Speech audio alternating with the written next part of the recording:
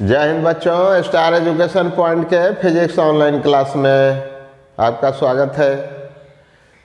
तो प्रकाश के अपवर्तन में हम लोग कुछ इम्पोर्टेंट क्वेश्चन पढ़ रहे थे। तो पिछले क्लास में हम लोगों ने क्रांतिक कोण के बारे में पढ़ा था। तो पिछला वाला क्वेश्चन था कि क्रांतिक कोण क्या है और क्रांतिक कोण के लिए आवश्यक शर्तों को लिखें और क्रांतिक कोण के लिए व्यंजक प्राप्त करें। तो बच्चों उसमें बतलाया गया था कि सघन से विरल की ओर जाने वाली प्रकाश की किरण जब विरल माध्यम में जाती है तो अभिलंब से दूर विचलित हो जाती है। तो यदि सघन माध्यम में प्रकाश की किरण का आपतन कोण का मान यदि काफ़ी अधिक हो जाए तो वैसी दशा में विरल माध्यम में अपवर्तन कोण का मान 90 डिग्री हो जाता है। तब वैसी दशा में सघन माध्यम में बनने वाले आपतन कोण को क्रांतिक कोण कहा जाता है। तो परिभाषा क्रांतिक कोण का दिया गया था बच्चों। हम इसलिए जिक्र कर रहे हैं कि क्रांतिक कोण से अधिक होने पर ये घटना होती है जिसको हम लोग पढ़ने जा रहे हैं, पूर्ण आंतरिक परावर्तन, टोटल इंटरनल रिफ्लेक्शन। तो क्रांतिक कोण का परिभाषा था कि सघन से विरल की ओर जाने वाली प्रकाश किरण के लिए यदि विरल माध्यम में अपवर्तन कोण का मान 90 डिग्री हो जाए तो सघन माध्यम में बनने वाले आपतन कोण को ही क्रांतिक कोण कहा जाता है, जिसे IC या C द्वारा सूचित किया जाता है। और उसमें हम लोगों ने सूत्र देखा था कि साइन IC बराबर विरल माध्यम का अपवर्तनांक बटे सघन माध्यम का अपवर्तनांक, ऐसा देखा था आपने। तो यही सूत्र निकालना था और शर्तें इस प्रकार से थी। यहाँ भी शर्तों को पूछेगा, ठीक ना, शर्त को पूछेगा पूर्ण आंतरिक परावर्तन के लिए। वैसा ही शर्त क्रांतिक कोण में था कि प्रकाश किरण को सघन से विरल की ओर जानी चाहिए, ठीक, तथा सघन माध्यम में जो है आपतन कोण के संगत, सघन माध्यम में जो आपतन कोण है उसके संगत विरल माध्यम में अपवर्तन कोण का मान 90 डिग्री होना चाहिए, तभी सघन माध्यम के आपतन कोण को क्रांतिक कोण कहेंगे। तो ये पिछले दिन हम लोगों ने पढ़ा था, ठीक है। तो क्रांतिक कोण से ज़्यादा कोण से यदि सघन माध्यम में आपतित कराते हैं किरणों को तो प्रकाश का पूर्ण आंतरिक परावर्तन होता है। ये मोस्ट इम्पोर्टेंट क्वेश्चन है बच्चों बिहार बोर्ड के लिए और पूछता है इसको। तो आइए देखते हैं इस क्वेश्चन को कि प्रकाश के पूर्ण आंतरिक परावर्तन से आप क्या समझते हैं। इसके लिए आवश्यक शर्त को लिखें, शर्त भी लिख देंगे। फिर है कि कुछ प्राकृतिक घटना के उदाहरण दें, यदि पूछता है तब देंगे, नहीं पूछता है तब उतना ही पर रुक जाएंगे हम लोग। तो कुछ प्राकृतिक घटना का उदाहरण देना है। उसके बाद कहता है कि कुछ उपयोग है तो उसको भी बताइए कि पूर्ण आंतरिक परावर्तन का क्या उपयोग हो सकता है। तो आइए देखते हैं इस क्वेश्चन को।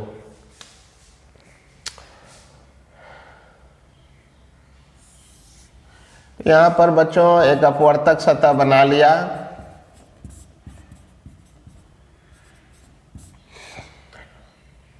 अपवर्तक सतह के बारे में आप जानते हैं कि दो भिन्न माध्यम को अलग करने वाले सतह को ही अपवर्तक कोण कहते हैं।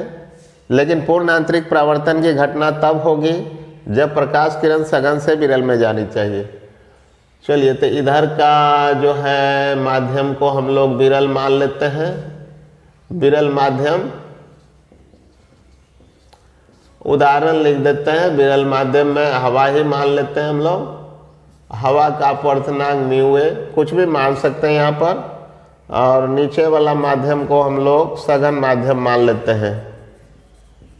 ये सघन माध्यम हो गया। तो सघन माध्यम हो गया तो जल मान लीजिए, कांच मान लीजिए, जो मानना है मान लीजिए, ठीक ना। और जल का अपवर्तनांक म्यू डब्ल्यू ऐसा मान लेते हैं। अब यहाँ पर देखिए बच्चों कि सघन से विरल की ओर जाने वाली जो प्रकाश की किरण होगा आपतन बिंदु पर डाले गए अभिलंब से ये हमेशा क्या होगा, ये दूर विचलित होगी, इस प्रकार से विचलित होगी, ठीक ना।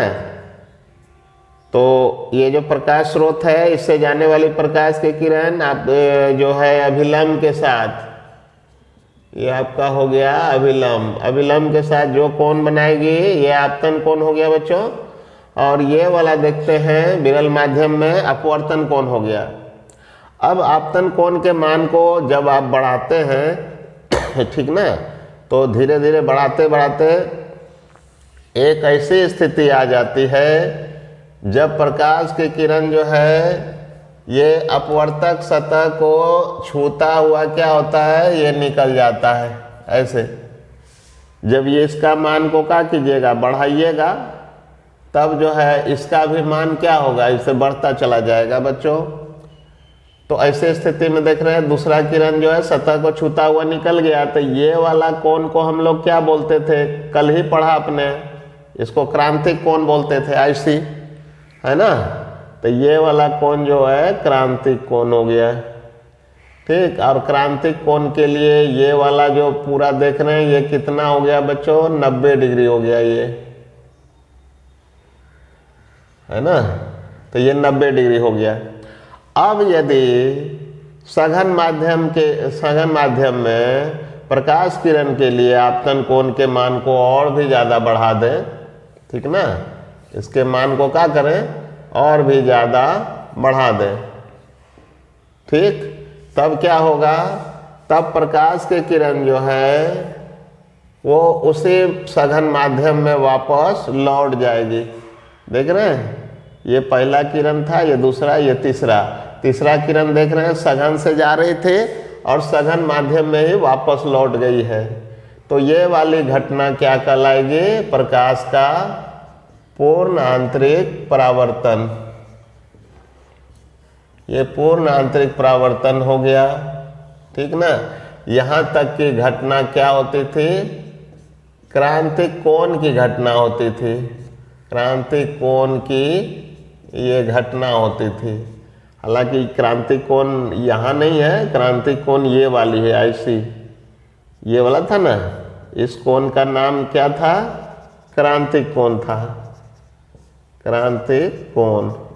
तो क्रांतिक कोण जब बनती है तो क्रांतिक कोण के लिए ये अपवर्तन कोण 90 डिग्री हो जाता है, दिख रहा है, और बड़ा लिख देते हैं, कितना हो जाता था, 90 डिग्री।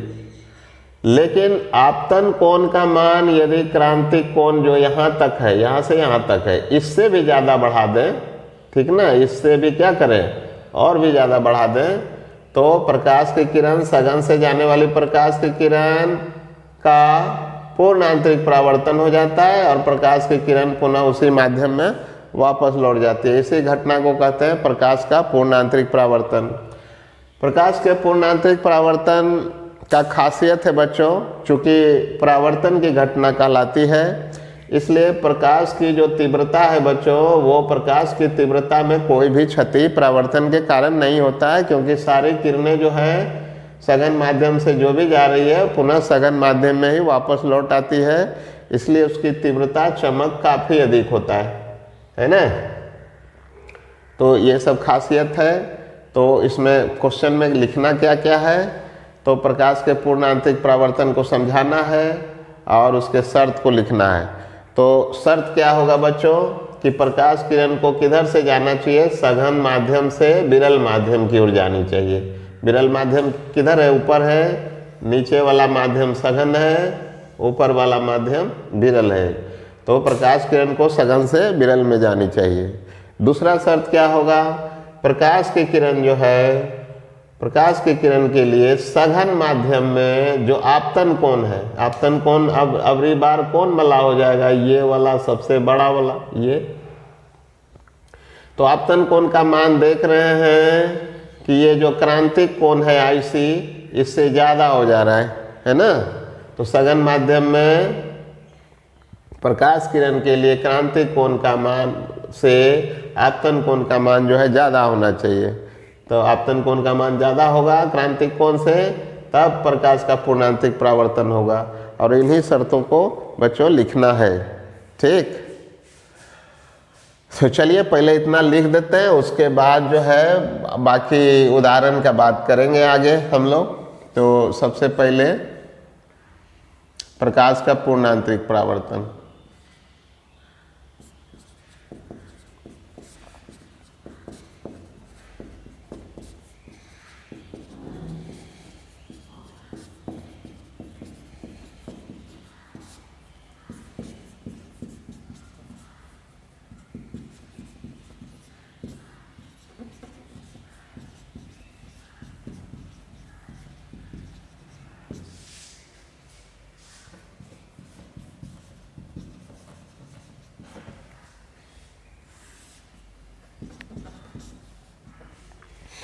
ये परिभाषा लिखते हैं बच्चों, देखते हैं परिभाषा क्या लिख सकते हैं। तो सघन माध्यम से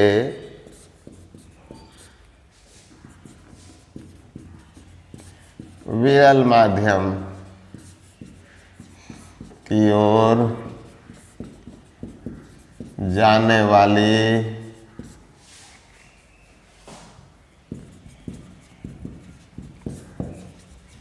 प्रकाश किरण के लिए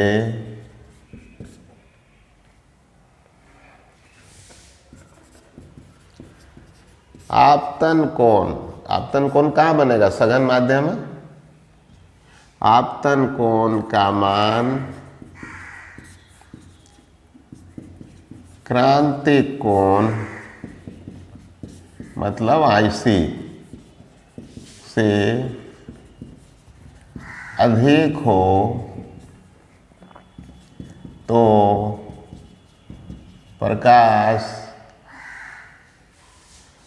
पुनः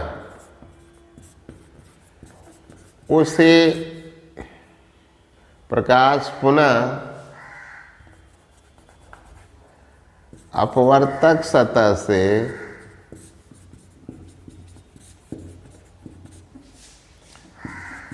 उसे सघन माध्यम में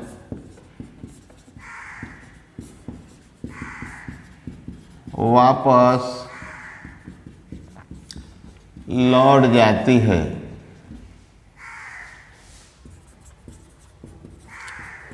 प्रकाश संबंधी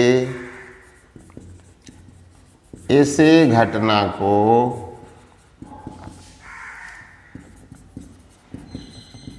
प्रकाश का पूर्ण आंतरिक परावर्तन कहा जाता है। तो बच्चों ये परिभाषा हो गया। सघन माध्यम से विरल माध्यम की ओर जाने वाली प्रकाश किरण के लिए आपतन कोण का मान क्रांतिक कोण से अधिक हो तो प्रकाश पुनः अपवर्तक सतह से उसी सघन माध्यम में वापस लौट जाती है। प्रकाश संबंधी इस घटना को प्रकाश का पूर्ण आंतरिक परावर्तन कहा जाता है। तो बच्चों इसको तो समझ लिया हम लोगों ने, ठीक ना। अब इसके लिए शर्तें पूछ रहा है, तो इसमें एक नोट भी लिख देते हैं।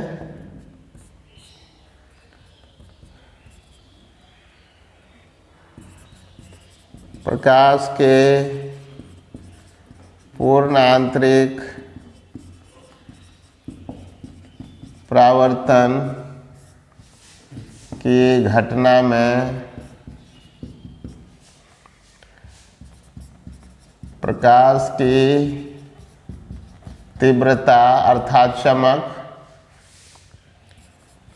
अपरिवर्तित रहती है, अर्थात चमक प्रकाश का बरकरार रहता है। तो इसको याद रखना है, ठीक। अब पूछ रहा है इसमें आवश्यक शर्तों को लिखें, तो उसको लिखते हैं। प्रकाश के पूर्ण आंतरिक परावर्तन से संबंधित आवश्यक शर्तें इसको लिखेंगे। अभी क्या शर्त है तो पहला नंबर शर्त अभी बताया था बच्चों कि प्रकाश किरण को सघन माध्यम से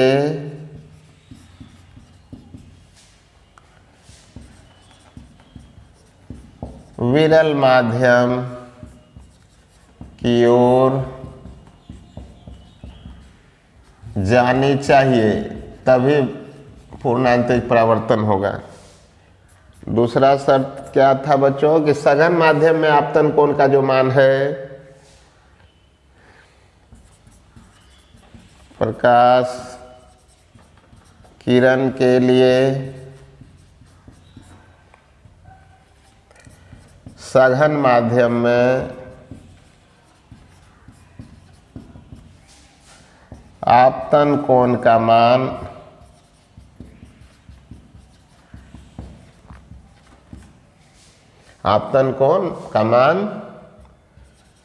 क्रांतिक कोण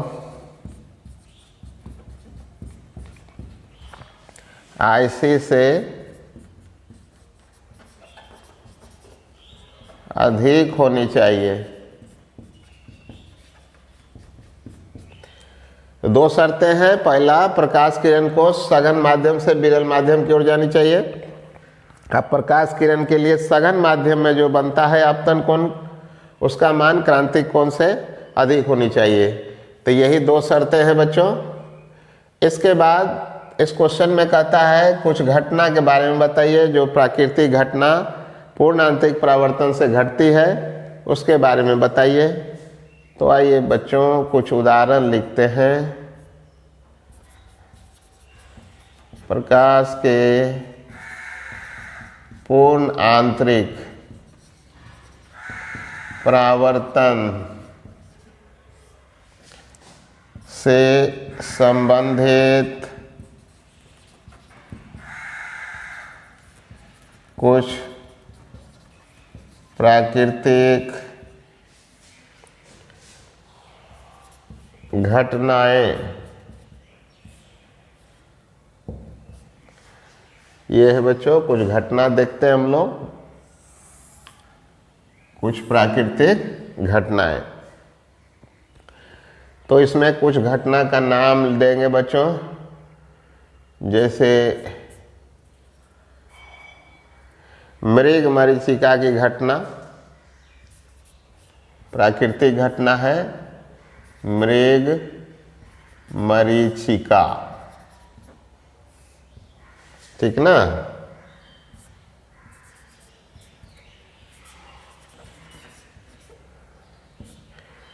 मतलब मिराज की घटना।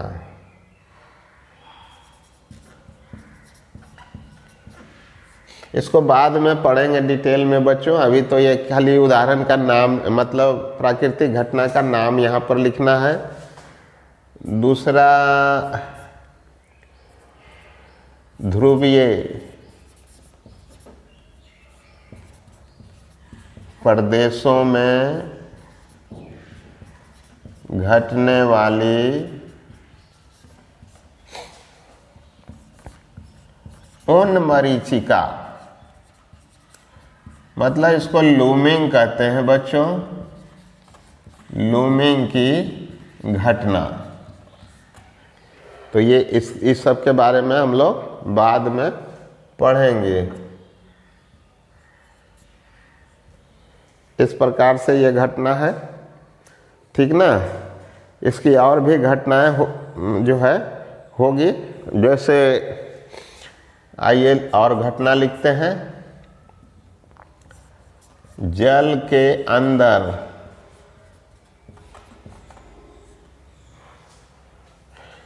वायु का बुलबुला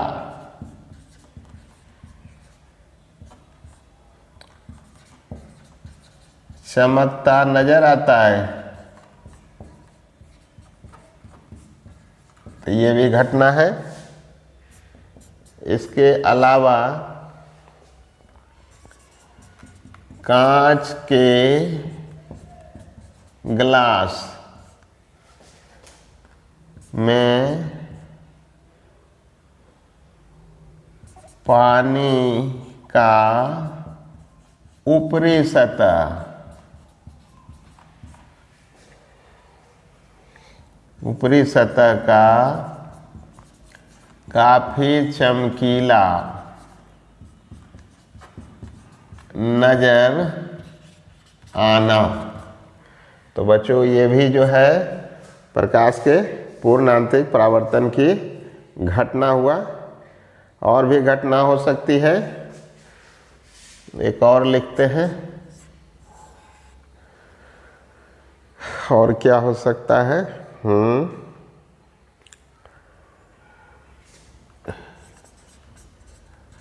कांच के बीकर, बीकर जानते हैं, पात्र होता है केमिस्ट्री के लेबोरेटरी में। कांच के बीकर के पानी में आंशिक रूप से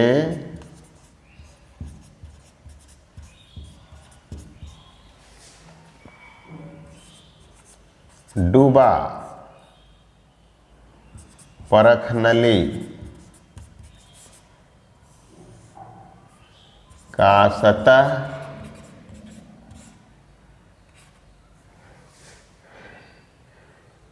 चमकीला नजर आता है, चमकीला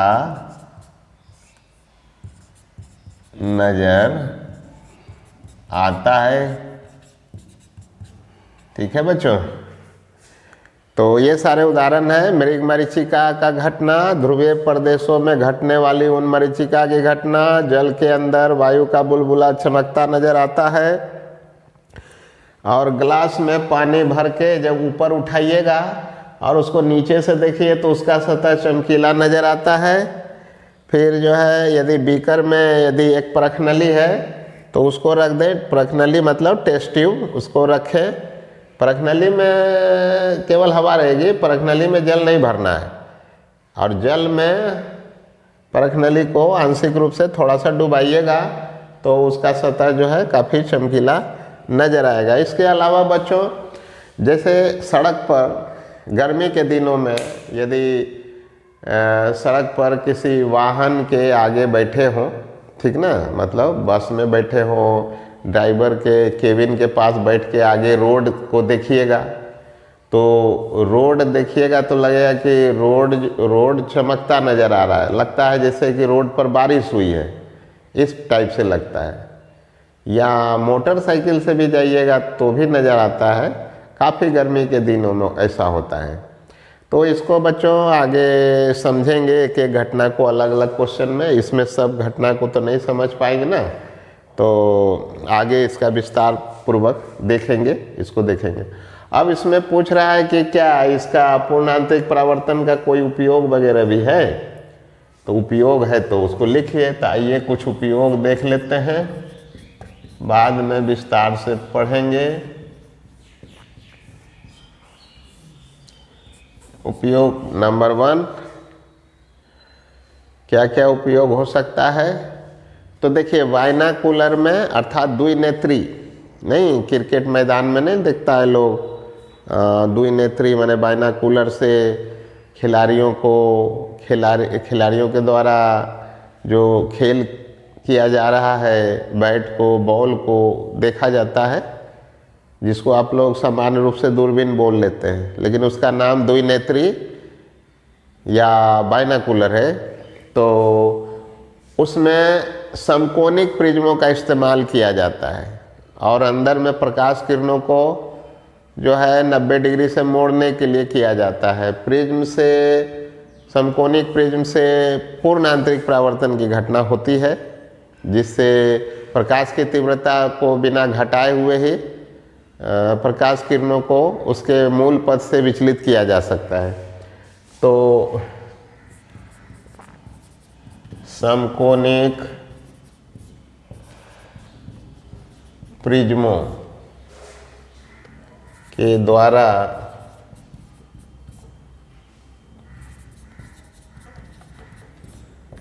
प्रकाश किरणों को मोड़ने में, अर्थात बाइनाकुलर, बाइनाकुलर में, बाइनाकुलर, ठीक ना, ऐसा लिखेंगे बाइनाकुलर में, या द्विनेत्री भी कहते हैं इसको। दूसरा, ऑप्टिकल फाइबर में, ऑप्टिकल फाइबर आपके लिए इम्पोर्टेंट है बोर्ड परीक्षा के लिए, प्रकाश तंतु कहते हैं इसको हिंदी में बच्चों, प्रकाश तंतु। प्रकाश तंतु मतलब ऑप्टिकल फाइबर, ऑप्टिकल फाइबर में उपयोग किया जाता है बच्चों, ठीक ना। अब इस ऑप्टिकल फाइबर का भी उपयोग होता है बच्चों। क्या क्या उपयोग होता है? ऑप्टिकल फाइबर का भी उपयोग होता है सूचना को प्रकाश संकेतों की मदद से एक स्थान से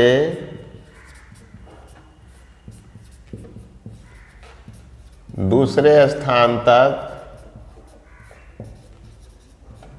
भेजने में, तो सूचना को प्रकाश संकेतों की मदद से एक स्थान से दूसरे स्थान तक भेजने में प्रकाश तंतु, ऑप्टिकल फाइबर, देखा होगा आपने ऑप्टिकल फाइबर केबल जिसके द्वारा टेलीफोन भी चलता है, ठीक ना। तो इसी टेलीफोन लाइन में सूचना को ही भेजा जाता है बच्चों। इसके अलावा चिकित्सा में,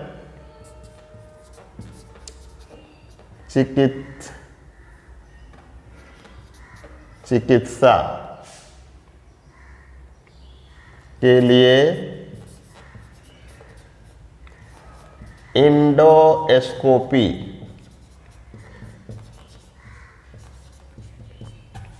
ये इंडोस्कोपी क्या है बच्चों? तो पेट के अंदर यदि कोई तरह का गड़बड़ी है, किसी को अल्सर हो गया, घाव हो गया वगैरह हो गया, तो डॉक्टर क्या करता है, पेट के अंदर कैमरा को डालकर उसका फोटो लेता है। तो पेट के अंदर तो अंधेरा है, तो उस अंधेरे में प्रकाश को भेजने के लिए ऑप्टिकल फाइबर जो है काफ़ी पतला बाल के समान रेशा जैसा जो है तार होता है, उसी के द्वारा जो है वो प्रकाश को पूर्ण आंतरिक परावर्तन की मदद से भेजा जाता है। अब कैसे भेजा जाता है बच्चों, ये तो पूरा लॉन्ग क्वेश्चन डिटेल में पढ़नी है, तो आगे आने वाले समय में हम लोग पढ़ेंगे। तो चिकित्सा के लिए इंडोस्कोपी वही है। इंडोस्कोपी मतलब अंदरूनी छायाचित्र लेने में, अंदरूनी छायाचित्र शरीर के अंदर का विकार को देखने में। और भी उपयोग हो सकता है प्रकाश तंतु का। देखिए कुछ सजावट के सामान में भी इसका उपयोग होता है।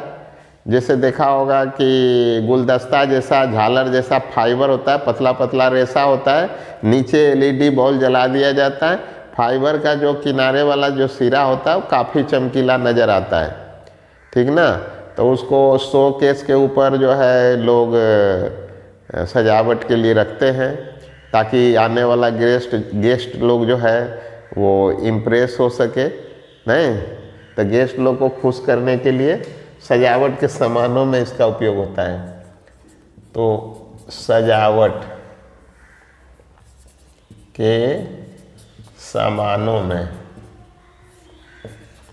तो सजावट के सामानों के लिए भी क्या किया जाता है, ऑप्टिकल फाइबर का इस्तेमाल किया जाता है बच्चों। तो इतने सारे चीज़ हैं बच्चों। तो आशा है आपने प्रकाश के पूर्ण आंतरिक परावर्तन को समझ लिया होगा। इसकी परिभाषा और इसका शर्त तो ज़रूर याद रखिएगा, क्योंकि शर्त जो है ऑब्जेक्टिव में बराबर पूछता है। और ये सारे पूर्ण आंतरिक परावर्तन की घटनाएं हैं जिसको बाद में आपको डिटेल में हम बता देंगे। और उपयोग देख ही रहे हैं आप, वहाँ पर लिखा गया है समकोणिक प्रिज्म द्वारा तंतु, प्रकाश तंतु में प्रकाश तंतु का ये इतने सारे उपयोग हैं। तो ये सारे चीज़ें हैं बच्चों, ठीक ना। तो इतना आपको याद रखिएगा। परिभाषा एक बार बोल देते हैं। सघन से विरल की ओर जाने वाली प्रकाश किरण के लिए सघन माध्यम में यदि आपतन कोण का मान क्रांतिक कोण से ज़्यादा हो जाए तो प्रकाश की किरण अपवर्तक सतह से परावर्तित होकर पुनः सघन माध्यम में ही वापस लौट जाती है। प्रकाश संबंधी इसी घटना को प्रकाश का पूर्ण आंतरिक परावर्तन कहते हैं। आवश्यक शर्त दो गो है, प्रकाश किरण को सघन से विरल जानी चाहिए, और दूसरा क्या है, प्रकाश किरण के लिए सघन माध्यम में जो आपतन कोण का मान है वो क्रांतिक कोण नहीं था, ये छोटा वाला देख रहे हैं, ये मोटा वाला ये कोण है ऐसी, उससे अधिक होना चाहिए। तो ये दो शर्त है, बाकी तो आप समझते ही हैं, ठीक है। तो फिर मिलते हैं बच्चों अगले क्लास में, और कुछ और घटनाओं को लेकर हम लोग आते हैं और पढ़ते हैं सब, ठीक है। तब तक के लिए आपका धन्यवाद।